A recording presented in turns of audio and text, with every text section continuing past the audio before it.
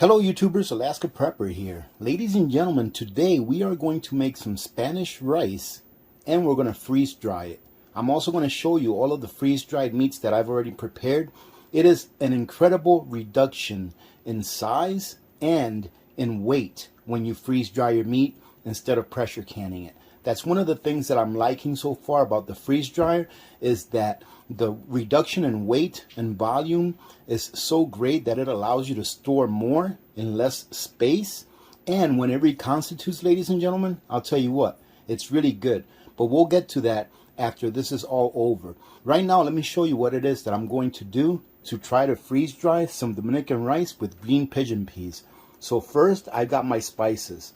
We're going to start off with 2 tablespoons of tomato powder, and this is some of Noah's Ark tomato crystals that you all saw me review a while back. That's actually 47 years old. Now what we're making here is kind of like a sofrito, but just with dry ingredients. In addition to that, we have 1 tablespoon of sazon. This one right here, that's non-GMO. The reason I'm using the non-GMO, ladies and gentlemen, is because I know that a lot of people don't like the GMO stuff, and I know that the Sazon Goya that I normally use does have GMO in it, but this one is non-GMO, all right? And this one is pretty good. You can find this one in my Amazon storefront if you're looking for it. Not a bad price either for a 12-ounce container. We have 1 tablespoon of adobo right here. We have a half a tablespoon of Sazon Completa, which is kind of like an adobo, but it's the kind that Billy and Dee use, all right, in their Cuban cuisines. And I've gotten to kind of like this a bit, but I do like to mix it in with my adobo, and it comes out really good. It gives a nice extra layer of flavor that's really good. 1 whole tablespoon of salt, an entire tablespoon of garlic powder, 1 tablespoon of onion powder, and about 1 tablespoon of black pepper. That's all the seasonings that we're going to need for this, ladies and gentlemen. So let me put this to the side. In addition to that, we're going to go ahead and prepare a cup of sweet corn from Oxen Farms. We are going to use 2 cans of these green pigeon peas, or Gandules verdes, as us Hispanics know it. And we're also going to need some olives. Now for this, I'm going to use this entire jar of olives. It's only 5.75 ounces of olives. And what I will do is I am going to chop them up into smaller pieces than what they come in, because these are full olives, right? And we're also going to need a couple of tablespoons of capers. In addition to that, obviously, since we're making a rice dish, we're going to need some rice. And for that rice, we're going to need a little bit of olive oil. I was contemplating on whether or not to use oil since I'm going to freeze dry this. However, there is small amounts of oil in freeze dried dishes that I've had in the past, like from Mountain House, and they do last a very long time. So I think that using a little bit of oil, it will go a long way in making sure that the rice comes out nice and fluffy and not sticky. So what I'm going to do now is I'm going to go ahead and bring you over to the rice and give those of you that have never cooked just plain white rice about a 1-minute tutorial on how to get rice cooking and make it come out nice and fluffy. So as you can see here, I already have my rice in my pot, and this is going to be a large dish. This is 3 cups of rice, which is actually a lot of rice. So I have 3 cups of rice, to which I'm going to add 4.5 cups of water. I don't want it to come out too sticky or wet, so I'm only adding 1.5 cups of water per cup of rice.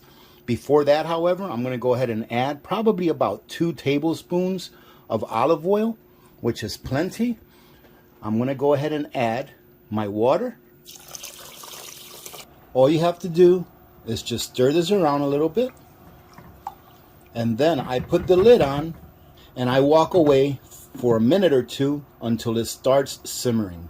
Now that we have a nice simmer going, we're just going to go ahead and make sure that nothing is sticking to the bottom. That's the main reason I like using a little bit of oil when I'm cooking my rice, is to make sure that it doesn't really stick too hard to the bottom. Although in my culture, we love that part that gets burnt on the bottom. It's called con, C-O-N. Now as you can see, it's come up to a boil. So now we're going to cover it. We are going to go ahead and turn on the smallest burner in our stove, and we're going to put it on the lowest setting. So you can see that little burner back there. We're going to put it on the lowest setting. And being that this is 3 cups of rice, I'm going to go ahead and put my timer on for about 35 minutes and come back. The most important thing, ladies and gentlemen, that you want to make sure that you do once you've gotten to this point is you do not take that lid off until after your timer goes off. While the rice is cooking, ladies and gentlemen, we're going to add our 2 cans of pigeon peas. And as you can see, we went ahead and added all the liquid in them as well. Okay? We're going to add all of our dry spices. Before I started making the rice, I went ahead and started reconstituting some of the corn. So we're going to put that in there as well. But first, ladies and gentlemen, let's put in our olives and our capers. And I forgot a very important ingredient. Like I always do, ladies and gentlemen, I always forget to show you one of the ingredients that we need. And that is some cilantro. And you see what this is this is some cilantro that I had harvested from my Arrow gardens this year. And what I did is I just freeze them. And then as I need it, I take it out and I cut it in pieces with a scissors. And that's what that is. That's about 2 tablespoons of cilantro. You can see that we have some capers here, about 2 tablespoons. And we have that entire jar of olives that you can see that I cut up into small pieces. And we're going to put everything in here, including the juice. The corn has partially hydrated, which is fine. It doesn't have to be fully hydrated because it'll finish hydrating with the liquids that are already inside of the pot. And now, ladies and gentlemen, all we have to do is turn our heat on. I always start it on high, and I stand here and I just start stirring everything around. I want to incorporate all of this. We want it all to be nice and homogeneous. And even though it's all pretty consistent throughout, once you stir it around and heat it up, you will still have some layers of flavor in your meal. All right, ladies and gentlemen, so don't be afraid to do this. This is going to come out perfect. And that little bit of liquid that's there, a lot of that is going to go ahead and settle down. All right, it's going to dehydrate a little bit or evaporate some of it. But we still want a little bit of liquid left in here for when we put the rice. That way we can make sure that all of these flavors get absorbed by the rice as well. So what I'm going to do here is I'm going to bring this up to a simmer and then let it simmer probably for about a good 15-20 minutes. Look at that. That is perfect. And I forgot to mention, listen, if you don't like olives, I think it's JT that doesn't like olives. Every time that I put olives in something, JT says, "Oh, olives, I hate olives." You don't have to put olives in here, ladies and gentlemen. It does give it that authentic, you know, the olives, the capers, and I would say the cilantro gives it that authentic Dominican flavor that I grew up with. But you don't have to put that in there if you don't want to. So now we're just going to go ahead and turn this off, and we're going to leave it uncovered. Okay, we're going to leave it uncovered, and it's ready for our rice once our rice is done. And then we're pretty much done, ladies and gentlemen. This is a very easy and fast process, especially if you're cooking this for a dinner dish for your home, even if you're not freeze drying it. This is a very easy process to do. For those of you that don't eat meat, there's no meat in this, but we will be adding some meat to this, you know, or not adding it to it, but having it with some meat later on towards the end of this video, once it's freeze dried and we reconstitute everything. Here is the rice. Now, as you can see, it doesn't look sticky. Oh, by the way, I'm not sure if I mentioned, this is long grain rice. Many of you that have been with me for a while know that I love the sticky rice, the Arroz rice. But for this dish, we use long grain rice because it comes out nice and fluffy and it doesn't really stick together. And as you can see, it came out perfect. And in reality, most of the oil that I use, ladies and gentlemen, is at the very bottom of this dish, of this rice dish right here. It's at the very bottom, and we're not really going to use the very bottom of it. We're going to use everything except for maybe like the last 1/4 inch, which it should be a little bit stuck down there because that always happens, but we're not going to use that part. So right now, what we're going to do is we're going to take this rice and we're going to move it right on over to our sofrito, which is really what we made. And we're going to mix everything together and then we'll be ready to go. So this is kind of heavy, really. But we're going to put all our rice in here, all of it. So that's about all of it right there. Let me show you what the bottom layer looks like. And this is what's left over right here. You can see that it's not much. But if you pick this up, you see it's all stuck together. You can see that that bottom layer, because the oil kind of settled down there, it kind of like fried that bottom layer a little bit. And this is actually still very good to eat. All right, nothing wrong with this at all. A lot of people like this, and when I was growing up, we used to fight for the kongkong. And now, ladies and gentlemen, all we have to do is just fold everything together. We're just going to fold it. Try not to stir it or anything like that, so things won't get stuck together. We're just going to fold this until everything is combined and the rice pretty much looks of the same color. And you see what I mean about leaving the liquids in there and then boiling off some of the liquids, or having some of the liquids evaporate away? It allows the rice not to get very, very wet and sticky. And there you go, ladies and gentlemen. That's done. This is ready to eat right now. All right, but what I'm going to do now is I'm going to let this sit probably for like the next 3 or 4 hours, open like this, so it can completely cool down to room temperature before we go to our next step. However, there's a very important step that we have to do right now, and this is something that you have to remember to do, and that is a taste test. We have to make sure that this tastes good before we put it in the freeze dryer and freeze dry it, right? Or else, what are we doing this for? So let's go ahead and grab a little bit, and look at that. It looks delicious. And ladies and gentlemen, that is delicious. It is perfect. So now I'm going to let this sit here probably a couple hours or so until it comes down to room temperature. And then we're going to go ahead and put it in our freeze dryer trays. Now while it's doing this, I'm going to go ahead and show you the freeze dryer, show you how I set it up. So as you can see, ladies and gentlemen, my freeze dryer is living in what I like to call my junk room, because it's the room where I have my utilities. For example, the washer and dryer. I have my freezer in here, and I have a few shelves with just stuff that we use, but not on an everyday basis. If you're asking yourself, what is that? Well, the pump makes a little bit of a, kind of humming noise when it's running, and we can hear it in the other side of the house, in the living room. So in order to mask up that noise, I went ahead and put some 2-inch insulation on the front and the side of the shelf. And that, ladies and gentlemen, makes a world of difference. I would say probably reduces the noise by about 70 or 80%. Now let me go ahead and show you the only 2 connections that you really have to make when you get this freeze dryer in order to set it up with your pump. Now here's the standard pump that comes with the Harvest Right freeze dryer, and as you can see, there is a pressure hose. It's a 3/8 inch pressure hose that has to be connected to the Harvest Right freeze dryer. And ladies and gentlemen, don't be afraid of this. This is so easy to do.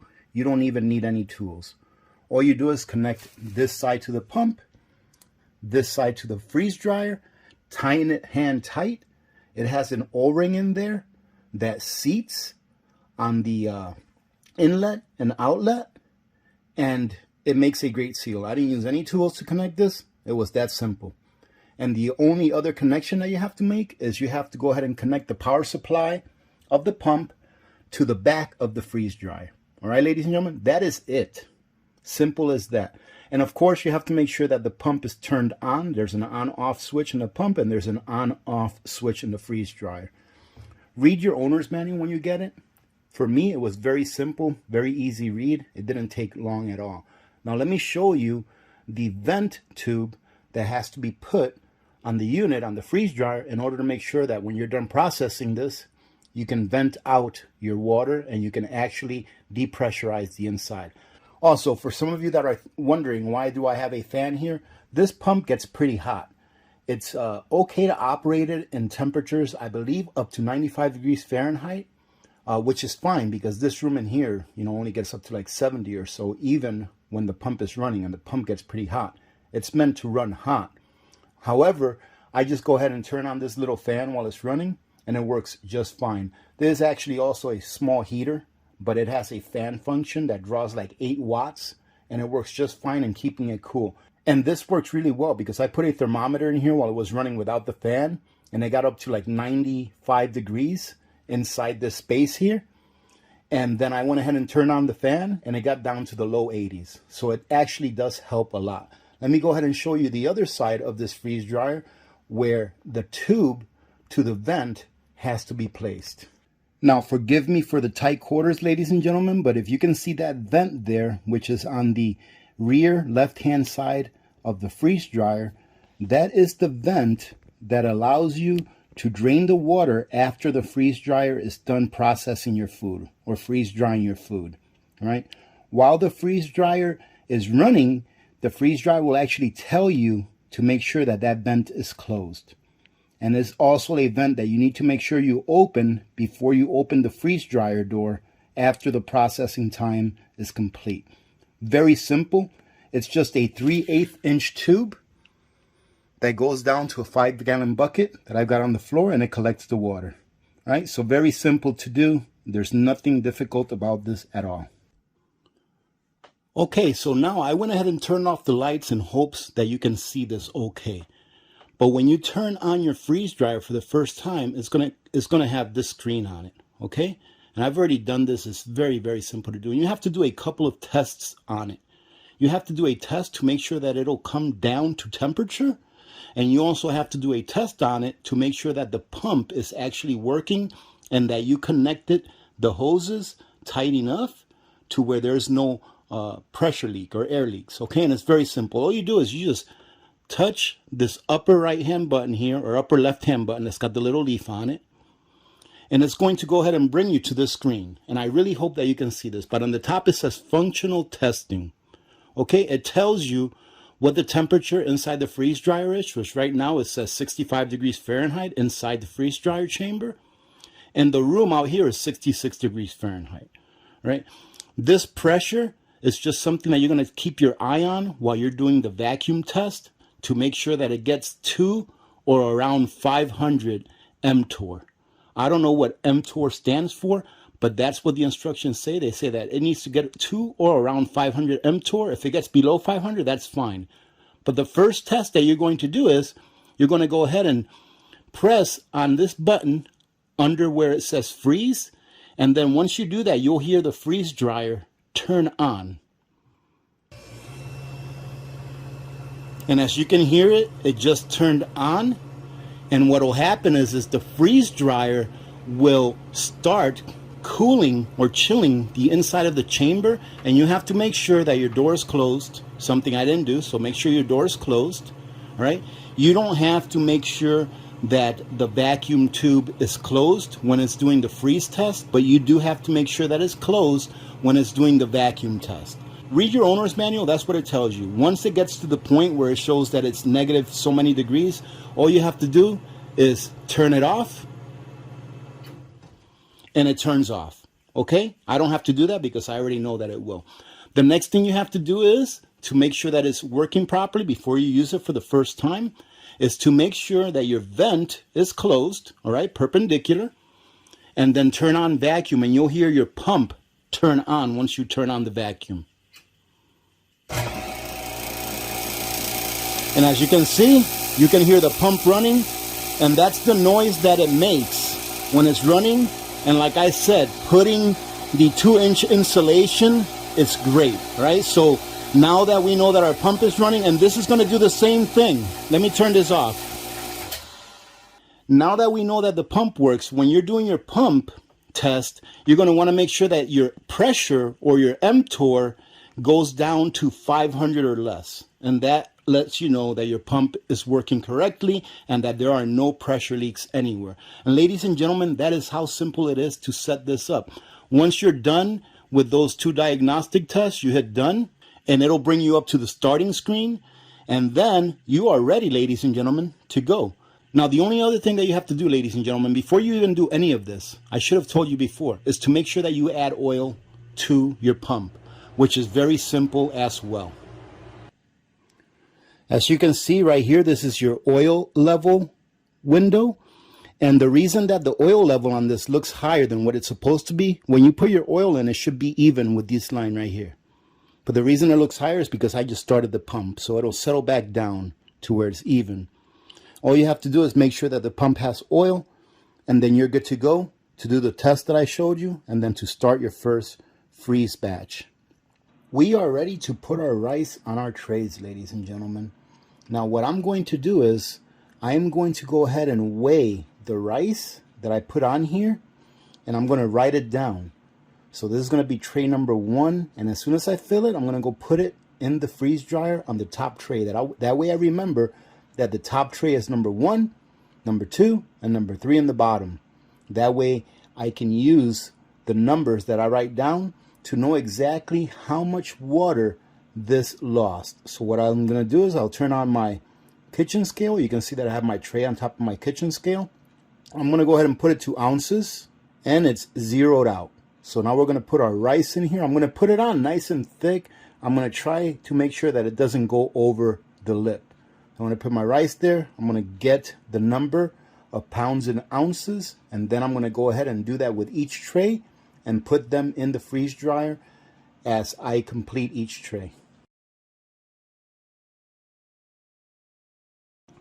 And as you can see, I filled it up to the top, pretty much level with the top, and we've got 1 pound 14.4 ounces. Now I'm going to write that down.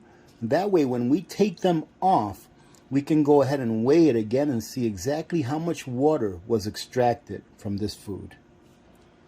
Now ladies and gentlemen, I was only guessing at how much I was going to have to make in order to fill all the trays, but look at this. That's all that's left. So we're actually going to be able to use everything that we cooked and be able to fill all the trays.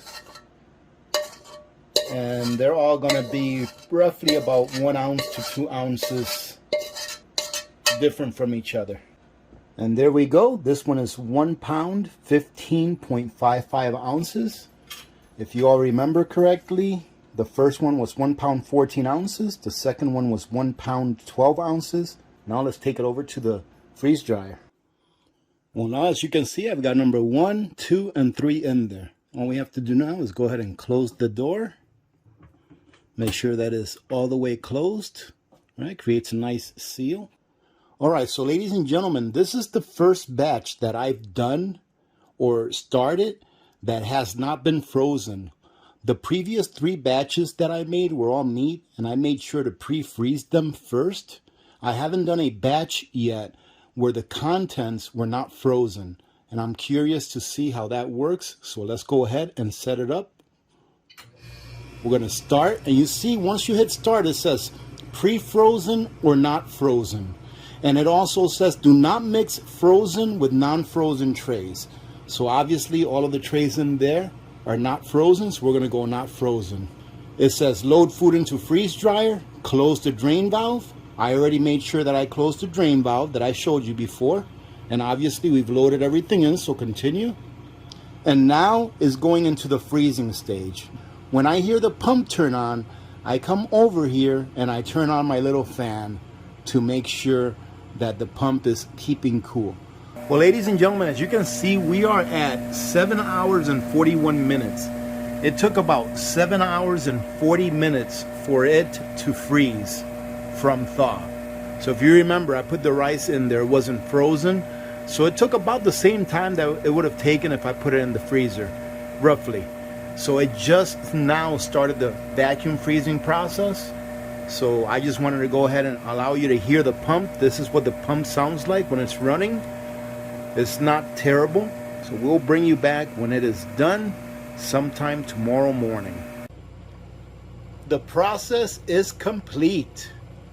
So if you take a look at the upper right hand corner of the LCD screen, ladies and gentlemen, it shows 28 hours 39 minutes. Now that's also counting the 7.5 hours that it took for it to freeze, because remember we started at a thaw.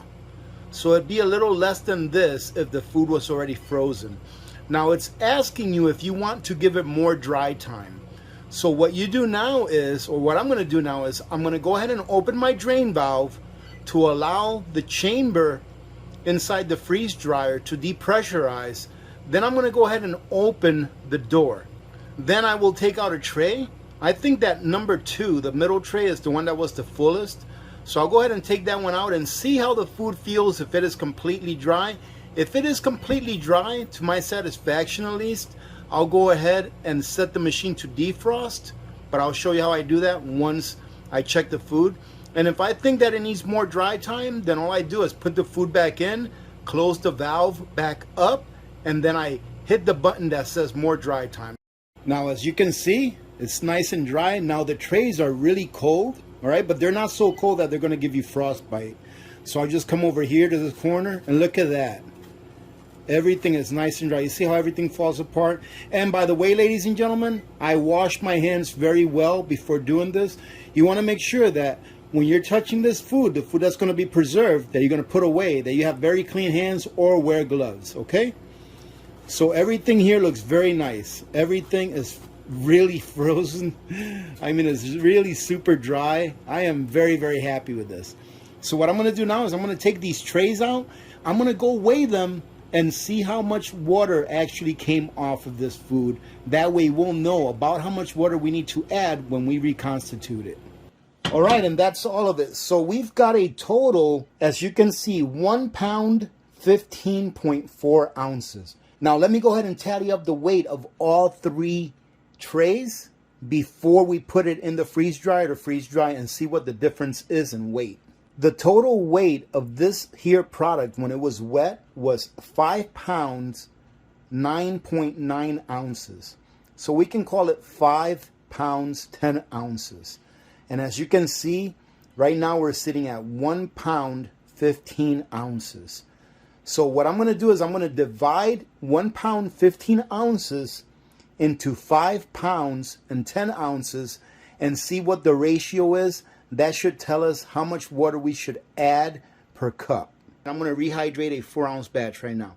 So for every 4 ounces of product, you have to add 2 times 4. You have to add 8 ounces of water, right? Because that's a 3-to-1 ratio. 1 being the 4 ounces, and then the other that make up the 3 is the 2 4-ounce portions of water.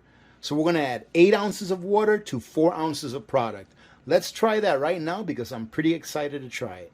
All right, so here you see that I've got my jet boil. I'm going to put 8 ounces of water in there. There you go. That's good enough. Let me go ahead and heat that water, and then while the water is heating, I'll go ahead and get 4 ounces of the rice ready, and let's see what happens. All right, that's close enough. 4.1 ounce. And we're putting our 8 ounces of water in here. Very interested in to see how this comes out and also how it tastes. We'll give it a little bit of a stir. And we're going to let that sit there for about 5 to 7 minutes. Now, ladies and gentlemen, while the rice is rehydrating, and I know that I'm not going to need the freeze dryer to add any more dry time to it, what we're going to do to it now is defrost it. Now, you can elect to not defrost it and let all of the ice in there go ahead and defrost naturally. But I always choose to defrost it, and what happens is the trays heat up a little bit, and then the ice defrosts in there, and then the water comes out your drain valve, right? So you have to make sure that your drain valve is still open during this time, and it'll defrost and all of the water will go into the bucket. So we're going to go defrost. And it says remove product from dryer, close door for defrost. I've already done that. And we're going to hit continue. And now it just has a countdown for a couple of hours, and then you'll see as the time progresses that the temperature inside of the chamber will go up. All right, ladies and gentlemen, that's it. You're done with this. Now, Harvest Right recommends that you change the oil every cycle. So after every cycle, I go ahead and drain the oil. I go ahead and filter it, and then I add it back to the correct level inside the pump, and that's it. And changing the oil is extremely easy to do. It only takes a couple of minutes. No tools required, except you do need to have the proper filter for it. So ladies and gentlemen, let me show you how much that made, or how much it took to put away. Now, I thought that I wasn't going to like putting away freeze-dried foods in jars like this, but I actually like it better than putting it in the bags. I actually like it better. I think it's easier, and I think it's just better all the way around. Now, I'm still using the bags for like leftovers for amounts that don't add up to fill up like a half-gallon jar or a quart. So this batch of rice made enough to fill this half-gallon jar. Okay, let me back this up a little bit so you can see it. It made enough to fill this half-gallon jar. It made enough to fill this Harvest Right bag that they sent me, about halfway or 2/3 of the way up. And there's a tiny bit left here that I'm going to keep out for personal use, let's say. All right, so it's not a lot. It condenses the food to a manageable amount where you can put so much more, food away in such a small space. That's what I really, really like about it. Now, I'm going to show you all of the meats that I've done so far and how much weight they were when they started, because I've been freeze drying it up, ladies and gentlemen. I've done like 3 batches of meat so far. And after we take a look at the rice, we're going to go ahead and reconstitute some pork that I made and some beef that I made in the freeze dryer, or that I had the freeze dryer freeze-dried. I didn't make it in the freeze dryer. So let me go ahead and show you the pork. This here is some pork. Now, the pork made a total of 4 of these quart jars. And let me go ahead and show you the 4th one. This is the 4th jar right here. I've been actually eating off of it. And one thing that I found that's really cool is that you can eat this dry and it tastes great. And here it is. Let's see. It tastes really good. I am so happy that I got this machine. This tastes just like it did after I cooked it. It has all the spices in it, all the flavor. It doesn't have any off taste or anything like that. Outstanding. I also made a total of roughly 19 pounds of beef. And what I did is I slow cooked the beef, and then I shredded it and I added spices to it. And those 19 pounds of beef minus probably about the equivalent of about 6 ounces of shredded beef that I took to try is these 4 jars. So we got 1 right here, 2, and this is peppers that I put in them. These are actually peppers that I had in there. It made 3 full jars. These are half-gallon jars. And this one was probably about a little over 2/3 full. So this is the equivalent of 19 pounds of shredded beef. And it condensed down to just a little bit over 4 pounds dry. I also freeze-dried some beef roast. And this is what the beef roast looks like. We're going to go ahead and reconstitute this today as well. This is what the beef roast looks like. I kept the piece out and it looks really good. Same thing with this. I tried eating this dry and it was really good. So you can either just cook it without any seasonings or season it and then freeze dry it like I did, and it comes out great even if you eat it dry, ladies and gentlemen. Let's go take a look at our rice, see how it came out, and then we'll reconstitute this little piece of beef right here and some of that pork, and that's going to be my dinner for tonight. All right, let's see what it looks like. Let's see. Yep, it had a little bit of pressure in there. All right, the big reveal. And look at that. That looks really good. See if we added too much water or not enough. This looks excellent, ladies and gentlemen. Look at that. It still has texture and consistency. Let me smell it. Man, it smells just like it did before I put it in the freeze dryer. Now we have to give it a taste test. Look at that. And I'll tell you what, this may not have all of the nutrients that Nutrient Survival has, but boy, this is very tasty. Ladies and gentlemen, this is a success. This is delicious. I'm going to cover this back up so that when we reconstitute the meat, it can still be nice and warm. Now, even though I have pork and beef, two different meats, I'm going to reconstitute it by putting in a little bit of beef broth. All right? So like I said, even though there's pork in there, I'm just going to go ahead and heat up this beef broth, put a few pieces in there, and see what happens. I figured the beef broth would give it a little more flavor. But to tell you the truth, when I ate it dry, it tasted really good by itself without any added flavors. I just happen to have a few ounces of beef broth left in there, so I figured I'd use it up for this. So let's go ahead and start our burner and put in our piece of roast, which is this right here. Kind of looks like a hockey puck right now. Let's go ahead and, there you go. And then we'll put in a few pieces of the pork. Make sure I don't put my oxygen absorber up. There you go. Isn't that something? Okay, that's enough. I'm just going to heat that up and let it sit for a few minutes and see what happens. And here it is. Take a look. Looks pretty good. Now let me go ahead and take a piece of this beef. I want to show you what the texture looks like. Let's see. There you go. I mean, it's really just like it was when I cooked it. Let's see what it tastes like. I'll tell you what, very tasty. Very, very happy with it. Let's grab a piece of pork. This is what the pork looks like. And remember that I had seasoned this before I freeze dried it. I cooked it and seasoned it.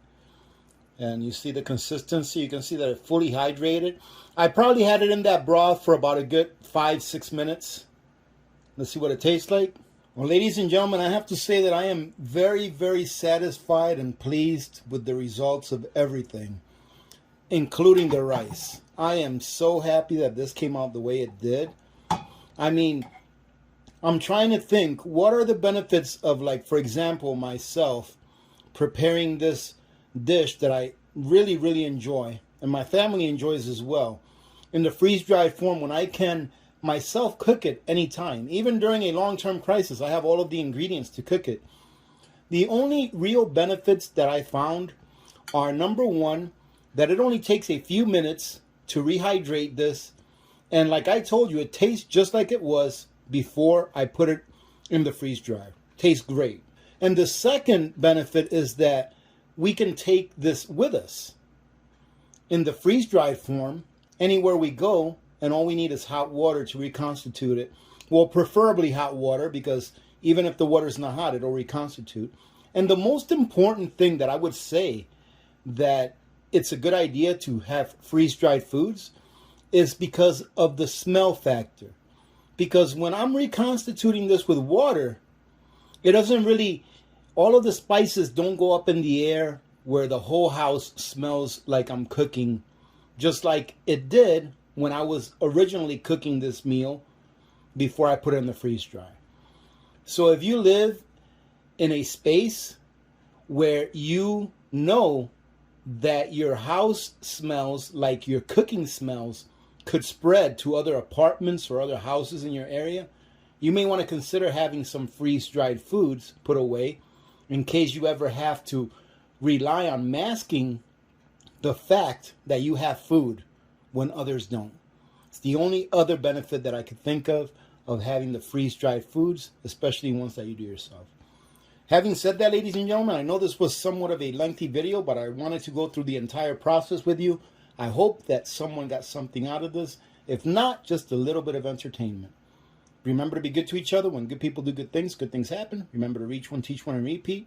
If we all did this, the world would be a better place, and you know that it will be a better place. Many blessings to all of you and your families. I'm Alaska Prepper. I'm out.